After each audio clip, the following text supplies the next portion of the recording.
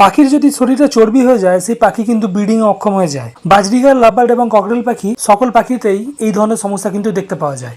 এই ধরনের সমস্যা কেন হয়, এই ধরনের সমস্যা থেকে আপনি পরিত্রাণ কিভাবে পাবেন, আজকে আপনাদের সঙ্গে বিস্তারিত আলোচনা করব। ভিডিও শুরু করার আগে আপনাদের কাছে একটা ছোট্ট আবেদন থাকবে, যদি চ্যানেল সাবস্ক্রাইব না করে থাকেন অবশ্যই চ্যানেলটিকে সাবস্ক্রাইব করে রাখবেন। চর্বি হওয়ার পিছনেতে অনেক কারণ থাকে, এক এক করে আপনাদের কাছে তুলে ধরছি। সারা বছর যদি আপনার পাখিকে আপনি তৈলাক্ত বীজ বেশি পরিমাণে খাওয়ান তাহলে আপনার পাখির চর্বি হতে পারে। সব ক্ষেত্রে যে হবে সেই জিনিসটা কিন্তু নয়, বেশিরভাগ ক্ষেত্রেই পাখির চর্বি হয়ে যায়। অনেক পাখাল বন্ধু এমন করেন, পাখিদেরকে শুধুমাত্র সূর্যমুখী দানা খাওয়ান। শুধুমাত্র সূর্যমুখী দানা যদি আপনি খাওয়ান তাহলে ধরে নেবেন আপনার পাখির 80% চান্স রয়েছে চর্বি হয়ে যাওয়ার। 2 নাম্বার যেটা, পাখিদেরকে একটা যদি ছোট্ট জায়গায় রাখেন, পাখি যদি সেখানে ওড়াউড়ি না করতে পারে, সেই অবস্থায় ছোট্ট জায়গায় যদি পাখিদেরকে ব্রিডিং করাতে যান, পাখির যদি চর্বি না হয়ে থাকে, ব্রিডিং চলাকালীন পাখির শরীরেতে চর্বি তৈরি হতে পারে। পাখি যদি কমফোর্টেবলি থাকতে না পারে, পাখি যদি ঠিকঠাকভাবে উঠতে না পারে, পাখির শরীরে চর্বি হওয়ার চান্স বেড়ে যায়। বেসিক্যালি কিন্তু এই দুটো কারণেই পাখির শরীরেতে চর্বি তৈরি হয়। কিভাবে বুঝবেন আপনার পাখির শরীরেতে চর্বি হয়েছে?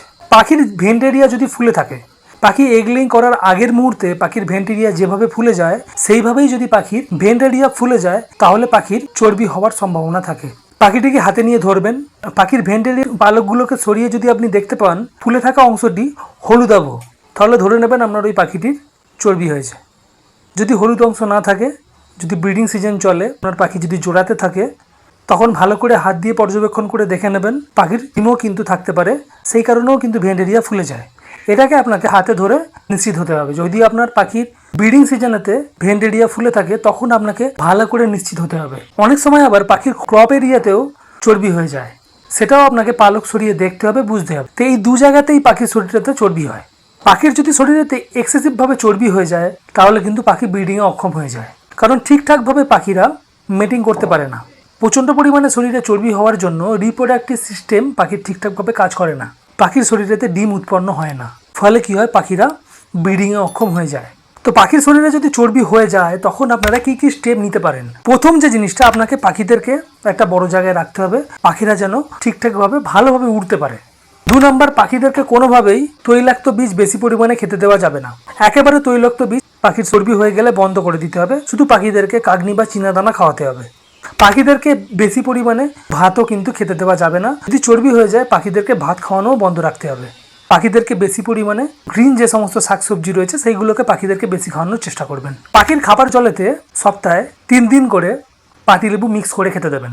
পাতিলেবু এত পরিমাণে দেবেন না যাতে পাখির খাবার জলটি টক হয়ে যায়, তখন কিন্তু পাখি খাবে না। পাখিদেরকে পাতিলেবু মিশ্রিত জল খাওয়ালেও পাখিদের চর্বি রিডিউস হয়।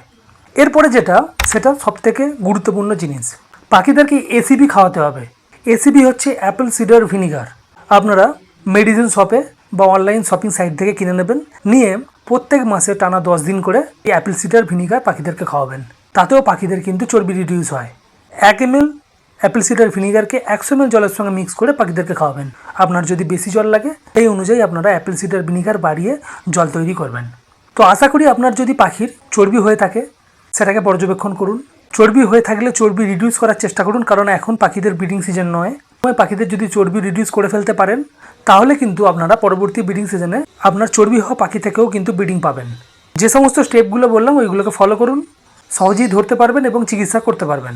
কোনো জায়গায় যদি বুঝতে সমস্যা হয় অবশ্যই কমেন্ট করবেন, আমি কমেন্টের মাধ্যমে উত্তর দেওয়া সম্ভব হলে উত্তর দেবো। আর যদি কমেন্টের মাধ্যমে উত্তর দেওয়া সম্ভব না হয় তাহলে একটা ভিডিও বানিয়ে আপলোড করবো, আপনারা দেখে নেবেন। আজকের মতো বিদায় নিচ্ছি, পরবর্তী দিনে নতুন টপিক নিয়ে আবারও দেখা হবে। ধন্যবাদ।